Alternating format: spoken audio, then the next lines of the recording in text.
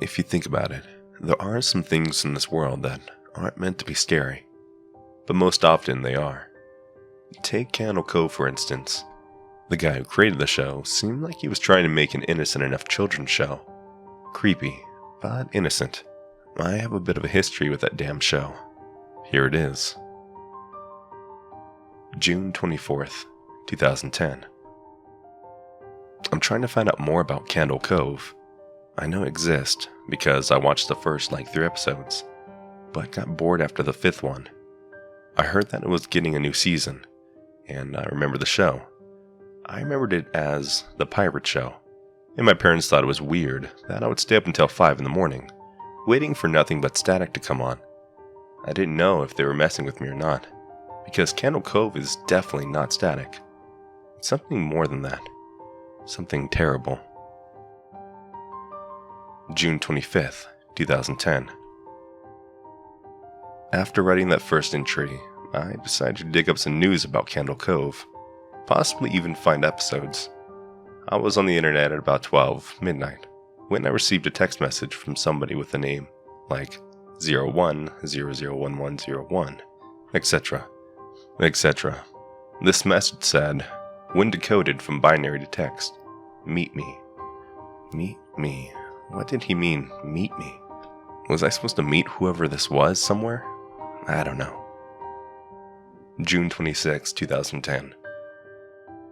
I found an episode of Candle Cove. It was from season 1, and it was at least the 5th episode. It's funny because I don't even remember seeing something like this. The episode that I saw depicted it being Janice's birthday, and the pirates and the skin taker, and the rest of the characters sing happy birthday. Then Skin Taker broke off into a weird song, which I assumed to be called 1 Year Closer. When he finished the song, all the puppets kind of stared at the camera, their eyes glassy. Then, out of nowhere, skeletons come out. Yes, you 4chan fans, you can literally say skeletons popped out. The scary thing about it was that the skeletons kept grabbing near Janice's breast area and touching her butt. June 27th, 2010. I've contacted someone I met over the internet who apparently watched Candle Cove when it was on TV. He told me to come to his house and interview him. At first I was weary, but then I realized it was Candle Cove we were going on to talk about. When I got there, I noticed his TV was immaculate, but that was most because he had nothing but a TV and a bed in his house. It looked like he didn't have any food in the house either. When I was asking him questions, he kept staring off into space. It took me seconds, sometimes even minutes, to get him to come back to Earth and keep talking to me. When I brought up the Skin Taker, he just screamed and fell over, unconscious. I tapped him, but it seemed as if he wouldn't wake up for hours. After that might sound creepy, but I'm doing anything to find anything about Candle Cove. Went upstairs to search his room for anything that had absolutely anything to do with that damn show. I found concept art. I could barely even tell what it was.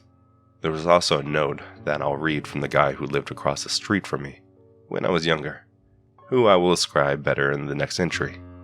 But for now, I need to get some rest. June 30th, 2010. Wow, I slept for nearly 4 days. I don't even remember doing that. Even I remember some dreams that I had during the 4-day period thingy. Skin Taker was chasing me down a long dark hallway as other villains from the show came around corners. First there was Horace Horrible, then Milo, then something terrible I thought I'd never see again. He was tall and he was dressed like a normal man, but he was also decaying terribly, and I could literally smell his terrible, burning flesh as he stumbled around the corner. The man was some strange old guy who lived on my street when I was 10, who would sometimes go onto my lawn when my parents were at home, and stare in through my window. I remember his house burning down about 2 years later when I was home alone. Apparently it was suicide. I don't really know what made him burn his house down, but I feel I must go into this house tomorrow to look for clues. Oh yeah, I almost forgot. Here's the note that I found at the man's house. Dear Lucille, I don't know how much longer I can take this. The nightmares are becoming more frequent, more disturbing. Most of them are of him, but all of them have the same picture of the kid who lives across from me, with his eyes gouged out. If only there was a way I could warn him about the damn Candle Cove show before it's too late. Sincerely, Bill. June 31st, 2010. What I saw in that house will most likely not let me sleep for days, maybe even years.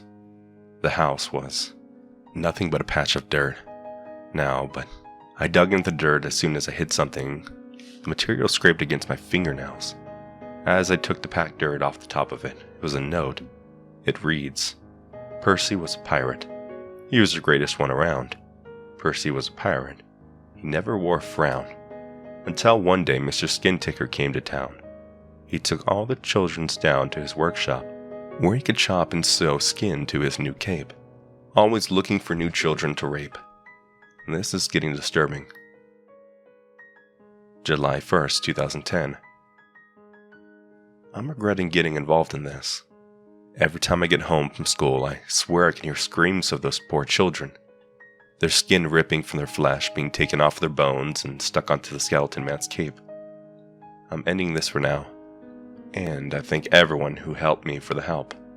I don't know what I'll do after this. Maybe I'll even destroy the notebook, but one thing's for sure. I'll never search for that damn show at all, ever again.